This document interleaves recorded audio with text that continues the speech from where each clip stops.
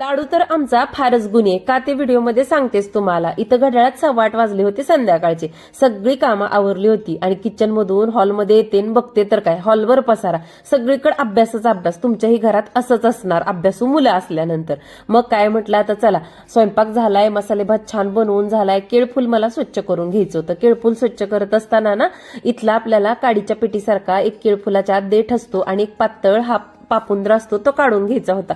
ते काढल्यानंतर आपण केळफुलापासून बनवलेले कोणतेही पदार्थ कडवट होत नाहीत। मग इथं म्हटलं या दोघींचा अभ्यास चालू आहे तोपर्यंत आपण हे केळफूल स्वच्छ करून घेऊया। मग काही केळफूल स्वच्छ असं नीट केलं, एवढं सगळं त्याच्यातून जे काही यूज न होणाऱ्या गोष्टी होत्या त्या काढून घेतल्या। जेवण वगैरे केलं, म्हटलं चला बाहेर जाऊया, शतपावली करूया। बघते तर काय रस्ता सोडून बराच उशीर लाडू मातीत उड्या मारत होता। जवळ जाऊन पाहिलं तर लाडूने घुशीचे एक पिल्लू मारून टाकलं होतं। म्हणूनच माझा लाडू फार गुणी आहे आणि लॉंग व्हिडिओ जो आहे तो संध्याकाळी 9 वाजता अपलोड करते, नक्की बघा। चॅनलवरती नवीन असाल तर चॅनलला सबस्क्राईब, व्हिडिओला लाईक करा। घरात आले शतपावली करून बघते तर काय चिंगी आणि लाडूची जोराची झंगडपकड लागली होती।